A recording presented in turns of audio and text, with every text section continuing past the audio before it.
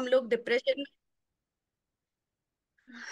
जब भी हम लोग डिप्रेशन में जाते हैं और हम लोग बहुत चीजें ये सोचते हैं कि अरे ये हो गया वो हो गया। डिप्रेशन में क्यों जाता है इंसान? जब ओवर थिंक करने लगता है या उसको लगता है मेरी लाइफ में अभी कुछ बचा नहीं है कुछ करने जैसा, तब इंसान ओवर थिंक करता है या फिर अपनी होप लूज कर देता है। तो ये स्टोरी उसी पे है। ये स्टोरी है एक 50 साल के आदमी की, जिसके पास बहुत अच्छा बिजनेस था, बहुत अच्छी फैमिली थी, सब कुछ था। लेकिन फिर भी ना वो बहुत चिड़चिड़ा रहता था घर पे, बहुत इरिटेटिंग मतलब बहुत इरिटेटिंग बिहेव रहता था उसका। वो घर पे सबसे चिढ़ता रहता था, चिल्लाता रहता था, उसका घर का माहौल बहुत खराब हो गया था। तो उसकी वाइफ एक दिन उसको बोलती है कि मुझे लगता है कि आप डिप्रेशन में हो, आपको डिप्रेशन के सिम्टम आ रहे हैं। आप एक बार सबसे पहले तो अपनी कुंडली दिखाओ और उसके बाद किसी थेरेपिस्ट के पास जाओ ताकि वो आपको बताए आपको क्या करना है। तो वो एक ज्योतिष के पास जाते हैं, वो थेरेपिस्ट भी होता है। तो उनकी वाइफ ही उनको बताती है कि उन्हीं से कुंडली दिखाओ और अगर कुछ ऐसा रहा तो वो आपकी थेरेपी भी कर देंगे। तो जब वो उनके पास जाता है और वो बोलता है कि पहले तो मेरी कुंडली देखो, कहीं मेरे ग्रह खराब तो नहीं है, और उसके बाद मुझे बताओ मुझे क्या करना चाहिए।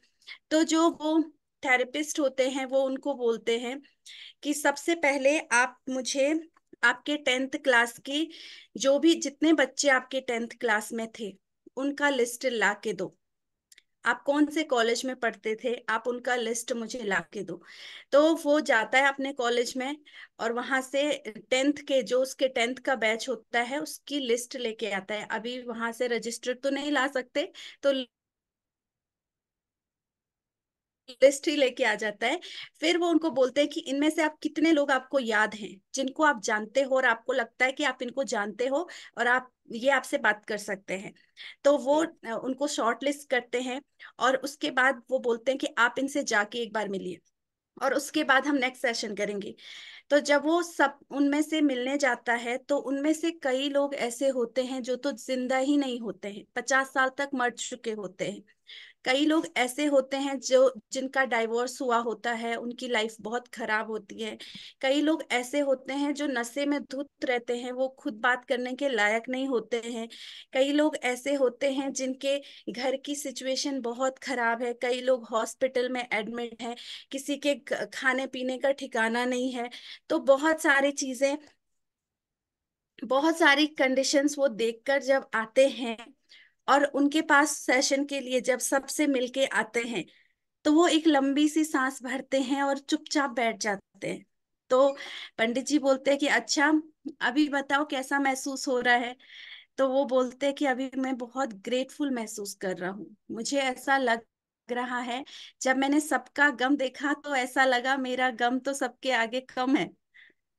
तो उन्होंने यही उनको बताया कि आपके पास सब कुछ है जो एक आइडियल लाइफ में होना चाहिए, और उसके बाद भी आपको दुख है। आपको क्या नहीं, क्या चाहिए है और जिसके लिए आप दुखी हो। और बहुत सारे लोग हैं जिनके पास शायद ये सब कुछ भी नहीं है। तो हमको हमेशा जो चीजें हैं ना उसके लिए ग्रेटफुल होना चाहिए, क्योंकि शायद कई लोगों के पास वो भी नहीं है जो हमारे पास है। अगर हम इस कम्युनिटी में हैं अभी और यहाँ पे आके भी हम शिकायत कर रहे हैं कि हमारे साथ तो ये प्रॉब्लम है, हमारे साथ तो वो प्रॉब्लम है। आप सोचिए ना, कई लोग ऐसे भी हैं जिनके लाइफ में प्रॉब्लम तो बहुत है लेकिन वो यहाँ तक भी नहीं पहुंच पाए। हम एटलीस्ट यहाँ तक तो पहुंचे हैं।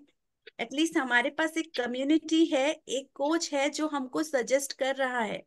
कई लोगों की लाइफ में तो वो भी नहीं है, है ना। तो हमें हर चीज के लिए ग्रेटफुल होना चाहिए। अगर हम ग्रेटफुल होना स्टार्ट करेंगे ना, जो चीजें हैं उनकी वैल्यू करना स्टार्ट करेंगे, तो शायद हम कभी डिप्रेशन में नहीं जाएंगे, ओवर थिंक नहीं करेंगे। So thank you so much everyone, जिन्होंने भी अपना रिजल्ट शेयर किया। और सारे लोग पूजा मैम को थैंक यू बोलेंगे, उनका फर्स्ट कॉल था और उन्होंने